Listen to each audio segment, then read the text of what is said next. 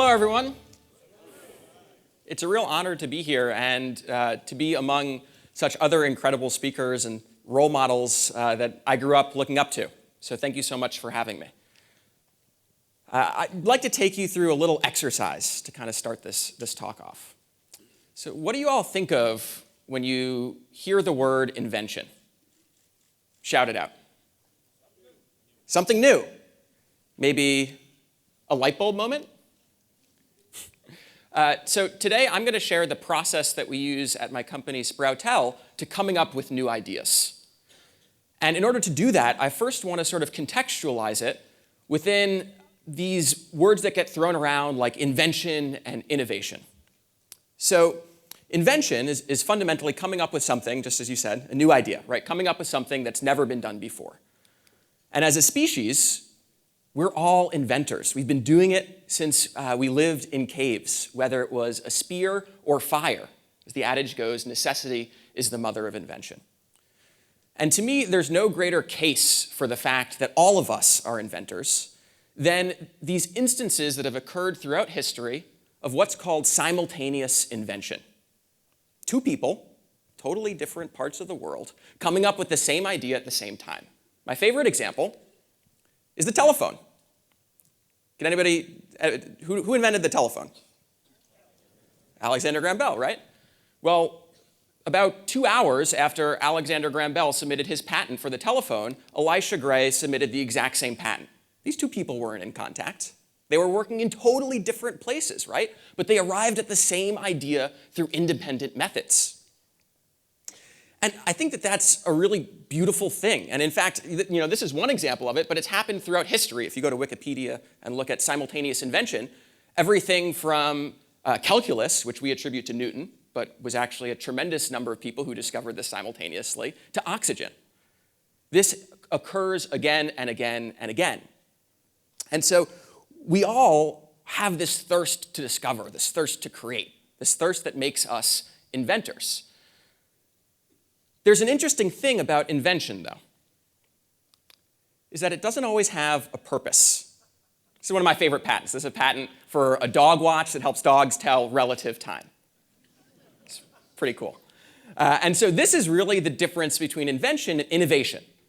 Invention is coming up with something that's never existed before. Innovation is applied invention. It's taking an idea and figuring out all of those things that help launch it into the world. Business model, design, form factor, everything that goes along with not just coming up with an idea, but getting it out there.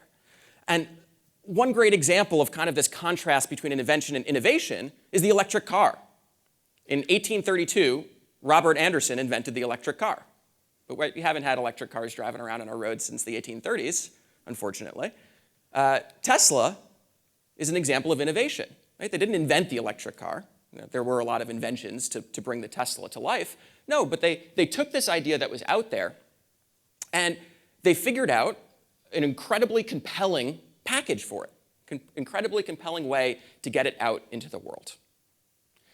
Now, what we do at Sproutel is an even smaller subset of this. It's called design thinking. And in this talk, I'm really going to share and go deep on what is this process of design thinking. Really, fundamentally, it starts with problems and not with products. That is core to this process. And if there are 3 key takeaways I hope everybody leaves with, the first is that this process is user-centered. It starts with people. It starts with going out and speaking with people who are really experiencing these challenges themselves. The second is that it's a team sport. When we tend to think of invention, we tend to remember the names of singular people. Sir Isaac Newton, right, Da Vinci. This process of invention, and a lot of those other people's processes as well, happens when small teams of people come together and work together.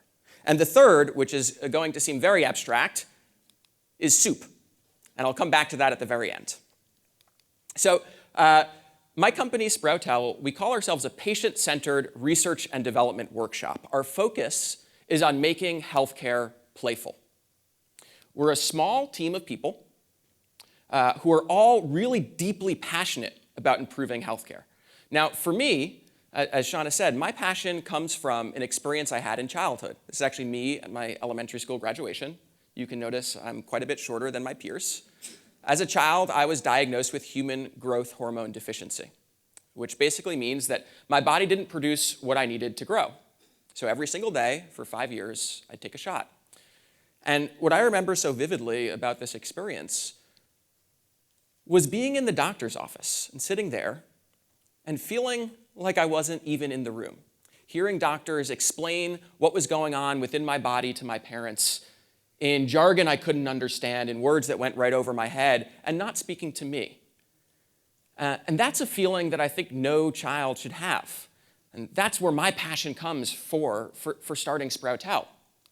And so what makes our company so unique is this process. We use design thinking, but we use our own special variant of it. This is myself and my co-founder Hannah speaking to a patient. We call our process patient-centered and empathy-driven. And really what that means is we start at the core with the problems that people are experiencing. We immerse ourselves in those environments, both the patient environment as well as the medical environment, to understand what are all the best practices that are needed for these patients, and then how are they actually living their day-to-day lives. We visualize these learnings, and we use the insights from the way that we visualize all of this complex data to come up with ideas. And when we have good ones, we prototype them, we test them, and we iterate them. And we do it again and again and again. So I'm going to share with you how we've used this process through 2 case studies. 2 friends I brought with me, Jerry the bear, who is a best friend for children with type 1 diabetes, and a very special product for me and for this place that we're in, my special Aflac duck, which is what our company has focused on incredibly heavily for the past 2 years or so. And through these case studies, I hope that there are some really tangible learnings that can be taken away, because while I'm talking about this process of design thinking as it applies to healthcare, this is a universal process for solving problems. I think that's just an important lens to put on before we dive in. So, to get a little bit playful, Jerry the bear. Jerry is a teddy bear for kids with type 1 diabetes, and the way that he works is that he actually also has type 1 diabetes. So kids feed him foods, they give him insulin, they check his blood sugar. If they feed him too much food and don't give him enough insulin, he'll start to get hyperglycemic and he'll start to speak his symptoms. And in this way, children can learn in an unbounded environment. They can make mistakes where the consequences aren't going to the hospital, and they can be comforted by having a friend that's just like them. There's also a series of 21 animated storybooks, so kids train Jerry for the All-Star Games. They're kind of like the Olympics, but a little bit more playful. You learn how to dive with sharks, how to climb trees, how to go ski jumping. And in each of these books, you also learn about a diabetes skill. So the whole framework of animated stories follows a medically validated curriculum. And Jerry's used around the world, which is so exciting. We started shipping these bears in 2013, and now the government of New Zealand is providing them for every child in New Zealand. They're used in the US and Canada, even as far away as Brazil. And so you might think the process to create Jerry, right? We followed this process. We started at point A, we immersed ourselves in the problem, we visualized it, we prototyped. But this process of design looks a whole lot more like this. It is not straightforward at all. And the reason why is that when you go out and if you're actually actively listening to your users, well, you got to change course. You have to change direction. You have to adapt what you're doing to really solve their problems and not just charge forward. And that can be difficult to do within a timeline, but it's possible. So to tell really the story of Jerry the bear, we got to take a trip in the Wayback Machine, and I mean the Wayback Machine. So we're going to go back circa 2011. This is myself and Hannah again in college, bright-eyed and bushy-tailed. Jerry the bear began through an extracurricular activity at school, actually a nonprofit Hannah co-founded called Design for America, which is all about how can we use this process of design thinking to solve problems that have some sort of a social impact.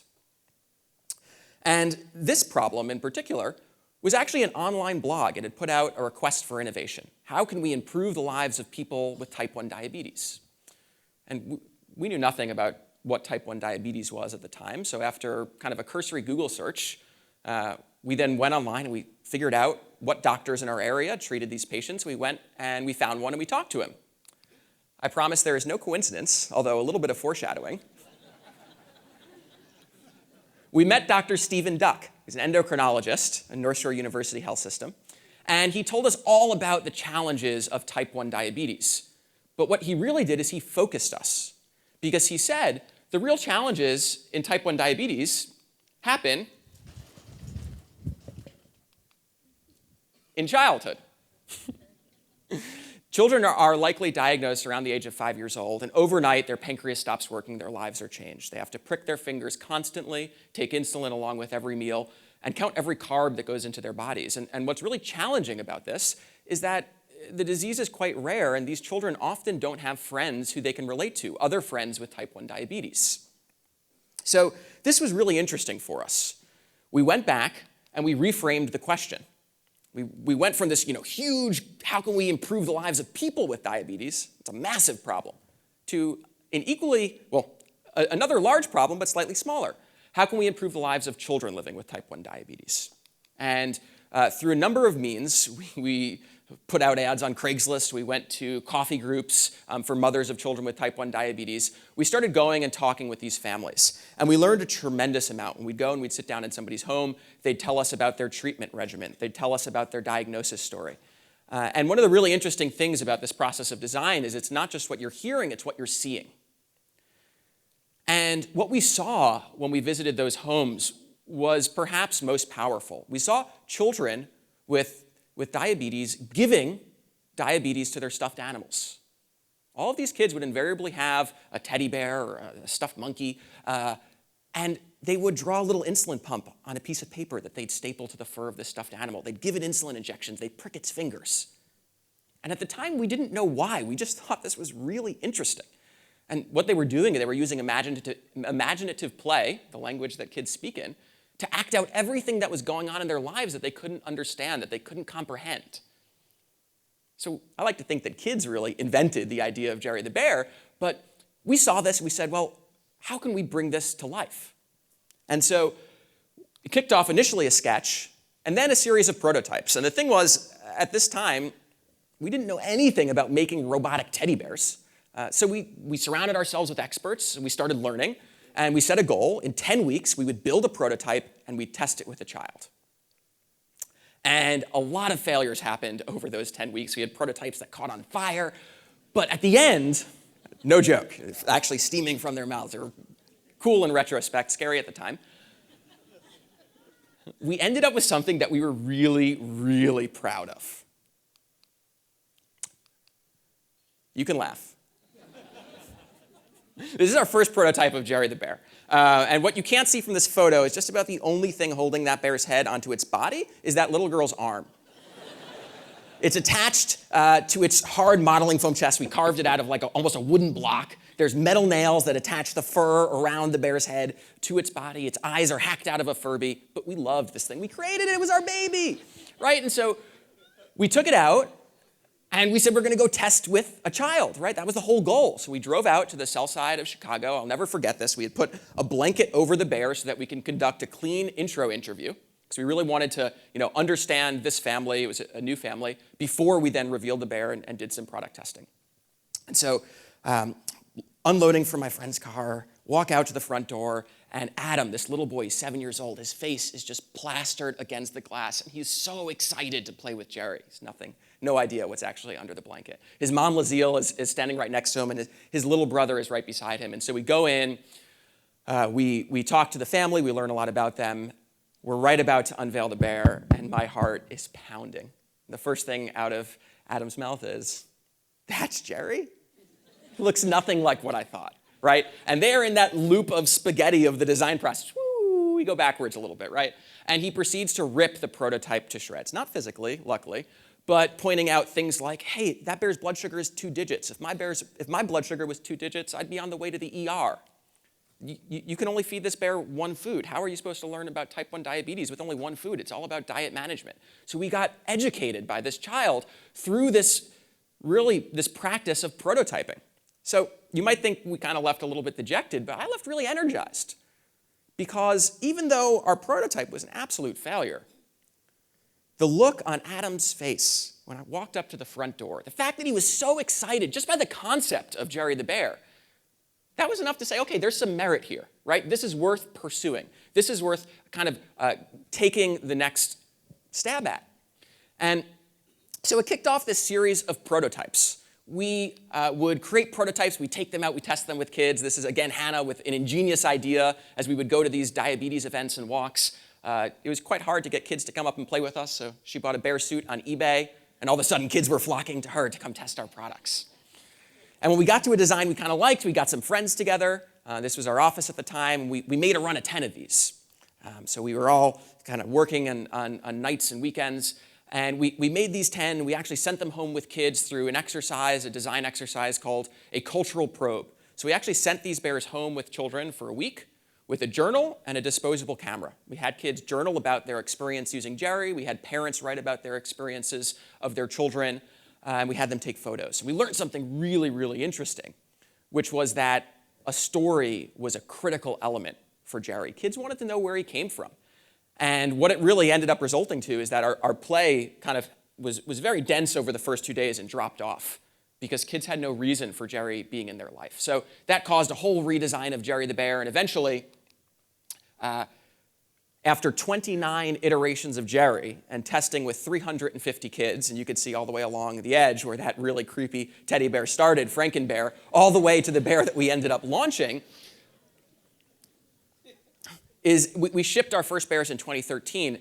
And something that I think is just interesting to point out about this process, because sometimes when I talk about design with people in larger enterprises, they say, well, that sounds like it takes a lot of time, it costs a lot of money.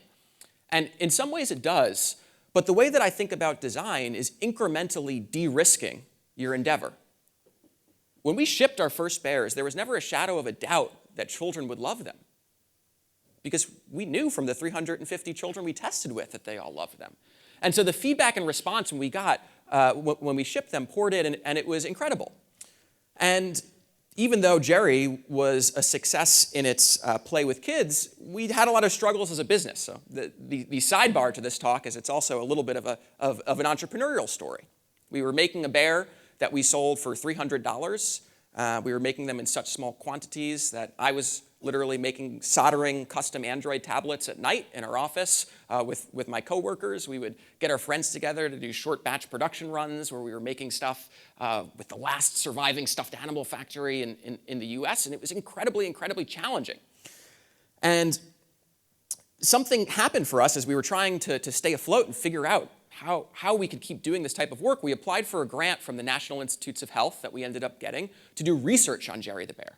And again, this process of design didn't stop when we shipped the product. We kept learning from our families.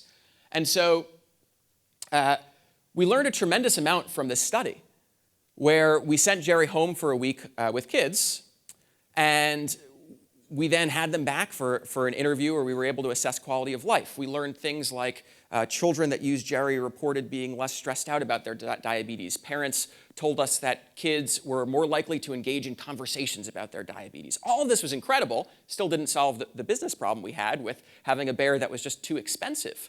But again, we saw something really interesting. When we started designing and shipping Jerry and designing Jerry in 2012, kids weren't really using smartphones. And between 2012 and 2015, when we ran this study, something really big happened. This device came out. It's pretty cool. It's called a continuous glucose monitor. And it's actually a little medical device that you implant. You change it out every week or so.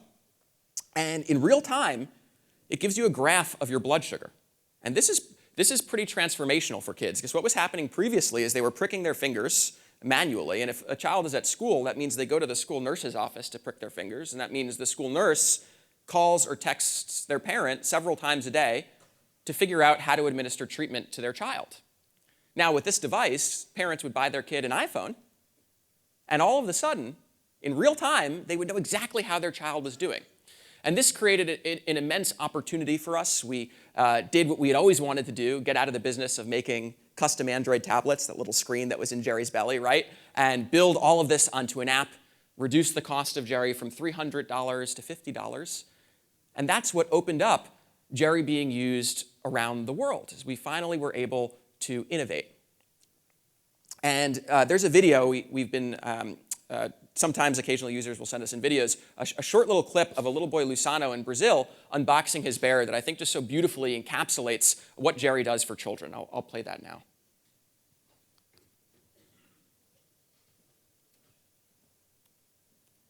I need you to check my blood, sugar, count carbs, and take insulin. I can't wait to start going on adventures to you. Now download it. You said, now what? He said now you gotta download it. And His name's Jerry. and he's a bear. And he's a bear And who gets pinchies just like you, Papa. But I don't have my Dixie. He has one right here. And I have one right here. Yeah, you do. Just like him. Yeah, it's just like Jerry. Yeah. Wow. That is awesome. Does he have eyes? So Lusano, what he has on his arm right there is a continuous glucose monitor. And I just love that so much because this little boy got to the root of this insight. He's just like me. And that's really the core insight behind a lot of the work that we do, and is actually the bridge to kind of this next both case study, but also evolution of how we've continued doing this sort of work. And this next story, I think, is really special for just so many reasons, and I'm very grateful to be able to share more about it, especially with this room, because it started right here in Columbus. It started with Aflac. How many of y'all know Aflac? Right, good. I'd be worried if you didn't. How many people in this room, though, know about Aflac's commitment to childhood cancer? So a little bit less, and I actually didn't when we first heard about Aflac. So this story kind of starts with this just like me insight. Aflac has been giving to the cause of childhood cancer for 25 years, over $130 million. They've built the Aflac Cancer Center, Eggleston and Scottish Rite, part of Children's Healthcare of Atlanta, and have done such incredible work for kids with cancer, but they were looking to go beyond that. How could we improve the lives of children with cancer right now? What can we do in the short term? And so there was this need that was identified for comfort and emotional support for kids. In the past 10 years, cancer treatments have improved dramatically. We've gone from a 20% survival rate to an 80% survival rate, which is incredible. One of the things that hasn't advanced quite so rapidly is how we support kids emotionally through what is an incredibly difficult time, going through chemo. So Aflac had seen some of the work that we had done on Jerry the Bear and kind of posed this interesting question to us. Hey, could we do something similar for children with cancer? And this was kind of an interesting question for us, right? So what we did is we took our napkins and notebooks, we scribbled down a little idea on a sheet of paper. It was a pretty wacky idea. Hey, these ducks could be walkie-talkies, and you could make friends with kids that you meet in the hospital. All of these far-out ideas. But we asked really for 3 months to go and learn and understand whether this was something that could be done, and if so, how it should be done. And this is where I think Aflac, and talk about leadership, is so courageous, is they said, absolutely. Right? If we're going to do something, we need to make sure that it's something that's needed, that it's something that's valuable. So over those next 3 months, really children were the North Star on the project. Whatever we learned from kids is what we would end up doing. And for those next 3 months, we embedded ourselves in at the Aflac Cancer Center. We spoke with 50 patients and 12 different types of doctors, from oncologists to social workers to child psychologists to music therapists to child life specialists. And when we would go into these patient rooms every day, we would show up, we'd meet with about 12 patients, we'd sit with them for an hour, we would learn their entire diagnosis journey. We would learn about where they were in their treatment, about how they were doing. We would sit with families as they were getting their chemo, we would talk with them. And we learned so much. And at the end of those days, our team would literally sit on the floor of our hotel room, and we'd all have our pads of Post-it notes, and we would write down every single thing that we had observed, all of the insights that we had from these observations, right? And we would then go and put them up all over the wall, and we'd start to cluster. We'd say, oh, you saw that? I saw that too. That's really interesting. And this is what I mean by kind of visualize. We would start to create these visualizations of the problem. So this is an example. One statistic that I learned at the very beginning of this project is that on your first day of diagnosis, you see 80 doctors. So that's crazy. There's no possible way that could be true. But as we mapped the patient journey, well, an average patient, cancer typically presents with flu-like symptoms. So you'll go to your pediatrician. They might send you to an x-ray tech. You get an x-ray. Something looks a little bit funky. You get transferred to your hospital. They'll do another round of screening, maybe a CT scan. Then you'll go get an MRI. Then you go to the doctor, and maybe they run some additional testing. If they find out that you have cancer that day, you get your port installed, and you have chemotherapy that same evening. Holy moly, imagine how daunting that is for a family. So when I say visualize, it's tools like this that really help us take all of this complex information and look at it all in one place and understand what that patient is going through. We'll also use tools like this. This is called a hear, see, feel, think map. This we created for a child. So as we go through all of these interviews, you might say, you talk to 50 families. How do you make sense of all of that information? And so this is literally what children are hearing, seeing, feeling, and thinking. So they're hearing questions, they're hearing medical explanations, they're feeling homesick, they're feeling anxious, they're feeling worried. They're seeing people come to visit, they're seeing needles, they're seeing medical procedures, and they're thinking, why me? Cancer sucks. I don't want any more surprises. So this can be challenging to look at, but it's tools like this that help us develop empathy, or as much as we can, for these patients. It helps us sit in their shoes. It helps us look through their glasses. Because whatever we end up designing, it needs to be used by these people. It's solving their problems, not what we think is cool, right? And we'll do all sorts of other things. This, for example, is a mind map where we'll take all this disparate information. We synthesize what are the core feelings that people are feeling. And I'll get to how this particular tool helped us in the design process of my special Aflac duck in a little bit. In these 3 months, all of our work culminated in this slide, which is illegible up here. But this is actually a really detailed emotional journey map that we created for children and their parents from first diagnosis all the way through to remission, so we can understand what it was like on a week-to-week basis and where were those points, where were those opportunities where we could have some impact. And so at the end of this period of time, these 3 months, we went back to Aflac, to here in Columbus for a meeting. And we said, hey, good news, bad news. Bad news? Every idea that we had sketched out in the beginning, totally wrong. All of them were really bad ideas, right? We came up with them in a room. We couldn't expect them to be good. And the good news, and it's bittersweet, but it's that, well, one, there's absolutely a lot of work that we can do for these children. And we actually really think that we could solve a lot of problems with a similar type of companion. And one of the first things I didn't mention that we went out when we did this first formative research is we wanted to verify that children who are undergoing cancer treatments do the same type of medical play. And in fact, they do. Kids with cancer will have typically stuffed animals that they'll practice their chemotherapy procedures on. So we knew that this play modality held constant.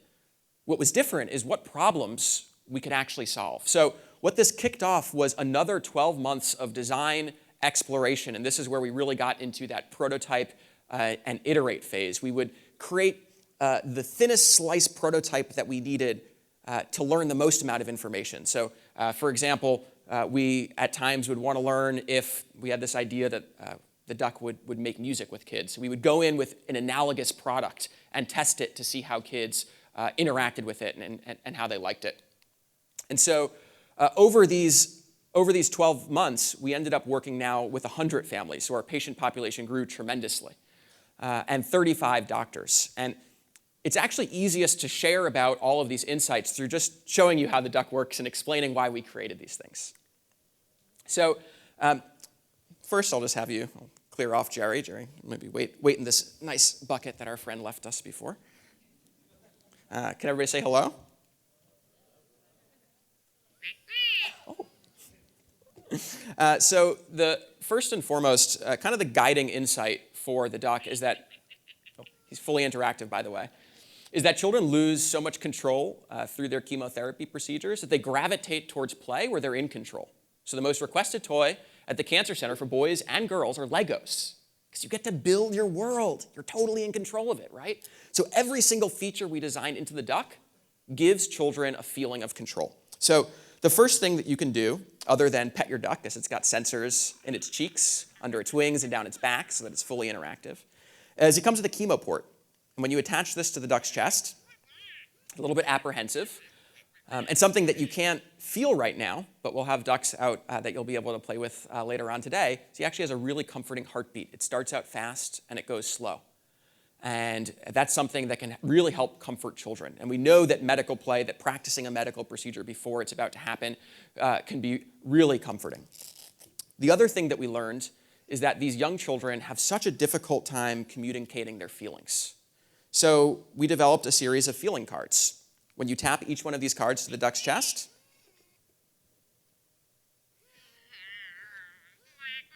it'll emote with that expression. So if you've ever wondered what a mad duck sounds like. And this has become, as we've seen the duck in practice, a really powerful tool to help children communicate visually and communicate how they're feeling. And there's also silly and happy and all of these other feelings. Another thing that we learned is that the hospital is just so noisy.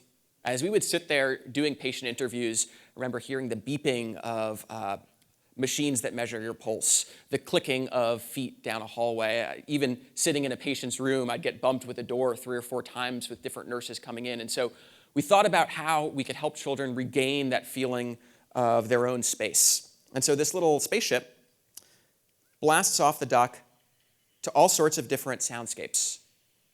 The ocean, for example. A magical planet. My favorite, a garden. And these can be used to help children fall asleep. They're used as part of what's called distraction therapy, where right before a scary procedure, a nurse or a child life specialist will put this on and they'll say, "Hey, Tommy, can you describe for me where you think we are? What animals do you hear?" Right? And they just ask kids all of a series of questions to take their mind off of the really scary thing that might be about to happen. And what's harder to demo here, but there's a whole interactive app world where you could feed your duck, you could bathe your duck. Going back to this feeling of control, you can actually design what these soundscape planets sound like. So you can build your happy place. So kids control what their soundscapes sound like, they control how their duck feels, and they control when it gets medicine. And one of the things that I think is just such a powerful example of how this process, this design thinking process, going to patients, has influenced the creation of the duck, looks like I've gotten a little ahead of myself here, is this. Does anybody know what this emoji is?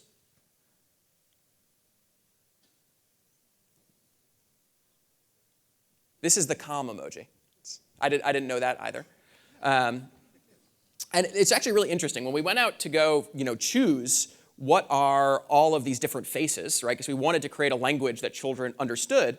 Well, the first thing we did is we used that mind map to identify the most common feelings, and then we went into the hospital with these grids printed out. And at the top were the feelings, and then we printed out the whole iOS and Android emoji set, and we'd ask children, okay, what do you think to match the feeling to the word? That guy. This guy? Yeah. What do you think is mad? I think this one. This one? This is the emoji I want to get. This is your emoji? Okay. Yeah. So we used this process, and something really interesting happened with this face. So this is calm, and 3- and 4-year-olds, they don't know the word calm, right? And so I'm sitting there with Hannah, and I was actually with this little boy, and I remember he said, "I don't know what that means." So I turned to her, and she looks, and she's like, "Well, it's like being in a bubble bath. Like it's like being wrapped in your favorite blanket." Well, every child unanimously chose that emoji, that calm face. And that might not seem like a lot, but here, by interacting and working with patients, we were able to give them a voice to talk about a feeling that they could never otherwise communicate. And that's powerful. So we actually made a little bit of a video that shows some of our design process as well as how children actually interact with the duck. And so I'll play that now so you can see him in action.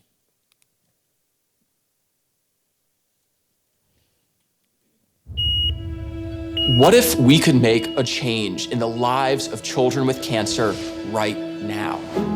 I was told that, I'm sorry, your daughter has cancer, and I was just in total shock. Everything's really new in the beginning. They have no idea what to expect.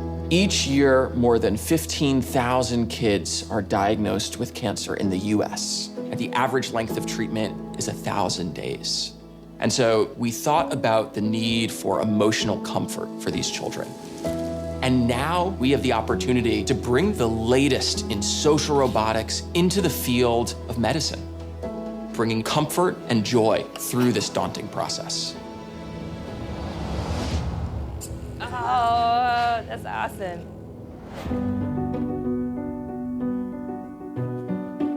What we try to do here is to give children the tools to understand what's going on and to empower them. For our family and for Wyatt, the best use would be to help him communicate and a friend to comfort him when he's having treatment. Play is natural to a child. Play is really how they learn and how they process. So we leveraged play and some of the latest technology to create healthcare tools for kids with illness. Everybody knows the Aflac duck. We wanted to bring the Aflac duck to life into a caring companion for children with cancer. It responds and moves in a lifelike and natural way. They could feed their ducks, bathe their ducks, and when you tap these different cards to the duck's chest, it behaves with that feeling to help children communicate their feelings. By the time the duck is shipping, we will have spent 18 months designing, testing, and iterating with hundreds of families, doctors, and experts. Hi, Levi. What do you think the duck is doing? Singing. Duck is singing. Yes. Quack, quack, quack, quack. First and foremost, the duck is a constant companion for children throughout their treatment journey. He's kind of cute. He's kind of cute. Candy's going to do some breathing, and we're going to kind of match her breathing.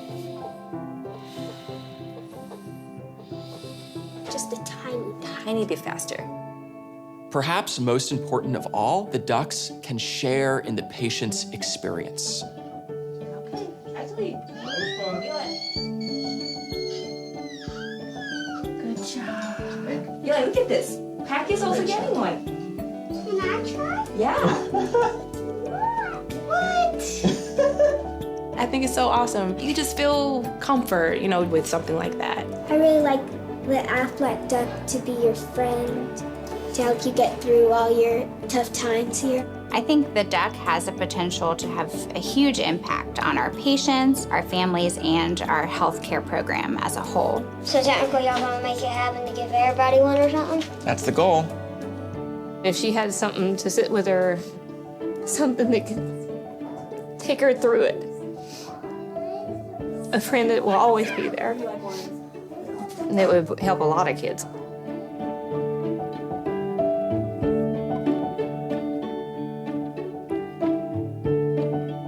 And so the reason why this project in particular is so powerful is what that little boy said at the end. Aflac made a commitment to donate one of these products to every single child in the US undergoing cancer treatments. And please,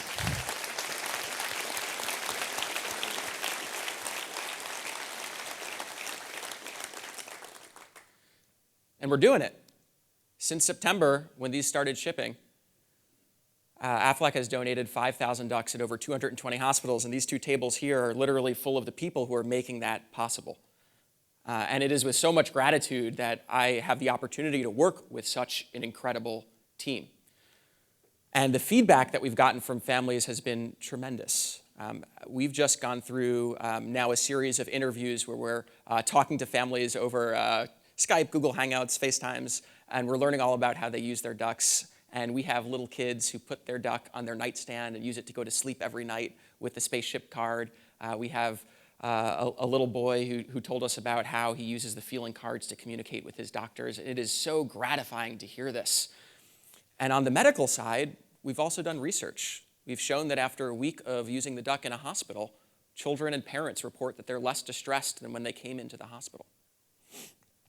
And this is what it all comes down to for me, is this little girl, Tristan. She's 3 years old, over in South Carolina. This is her receiving her duck. It's the feeling of joy I want to give to every single child who's going through illness. It's the feeling of joy that Aflac is giving to every single child who's going through cancer treatments. And it's something that was created through this process, through this design thinking process. So just to take a step back a little bit and reflect, I've shared kind of two examples of how this design thinking process can be used to solve problems within healthcare. But as I said before, this is a process that's extensible to any problem. It's used all across the business world. Companies like IDEO, right, are founded on using this to solve whatever problems people need. And what's really important, kind of going back to these three takeaways, the first is the importance of bringing people who you're designing for in. And I think that Chris Hodges had a great example in his talk as well, when he went to define the language that people would resonate with for his church. What did he do? Well, he paid people to come in and just talk with them, whether or not they had read the Bible, right? It's the same process. It's not a wild new idea. It's going out and talking to the people who you're creating things for. The second thing is that, and this might sound a little bit cliche, right? But everything that was done in this process was done as a team. Every person on our team at Sproutel contributes a unique set of skill sets to solving these problems. And we worked, especially on the Duck project, in order to achieve what we did. We work with upwards of 40 collaborators. This is one of our closest collaborators in Providence, a company called Hello Tomorrow. They're actually the animatronics experts who developed Furby and Tickle Me Elmo and For Real Friends. And this was their first project in retirement. In retirement, they started a company to do this, right? But we couldn't have done this work without all of the incredible collaborators, everybody lending a unique skill. And this last really abstract concept of soup, which actually comes from one of our collaborators from Life Askland.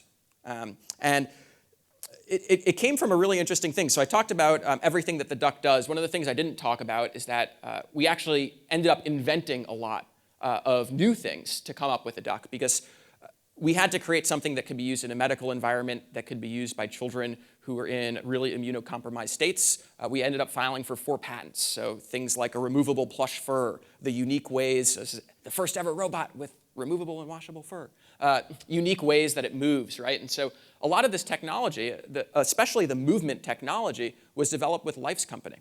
And so when it came time to file these patents, there's a really prestigious thing for individuals, which is being the first author on a patent. It's like being first author on an academic journal or a paper. And so we reached out to him and we asked him, well, who on your team would like to be first author on this patent? And he said he's a man of very few words. And so he said something that really resonated with me. He said, I don't care. Invention is like soup. And I really took that and I ran with it. I'll elaborate on it a little bit because it's something that I feel like really guides a lot of kind of the thinking that we do around invention in the context of design. I think we all have these pots of soup that we're kind of brewing with our teams. So at Sproutel, we're brewing a big pot of soup when we're working on a project. Every conversation we have, we're each adding ingredients to the soup. You might have a thought on your drive to work that goes into the soup. You might meet somebody interesting at a conference, goes into the soup, maybe like this. You might all sit around and have a brainstorm. Everybody's throwing ideas into the soup. Design is the process of stirring and periodically tasting. Early on, you might taste that soup. It doesn't taste very good. Got to add some more things to it. And eventually, you get to that point where you take a sip and you say, oh my gosh, that is the best soup I've ever had in my life. But did you make it alone? Right? It's almost kind of impossible to figure out what ingredient went into that soup, went in the cooking process to make it taste so good. It just does, right? And this is the real crux of teamwork, right? It's impossible sometimes to recognize everybody's contributions, but everybody is contributing to these ideas on the design teams that are going through this process. One of the reasons why I'm so grateful to be here is to be in a room of such influential people. And what I hope is that some aspects of really this hyper-specific application of this process will resonate with you all, will resonate with some of the teams that you work with. And what I'm excited to see is what kind of soups you might make. So thank you so much for having me.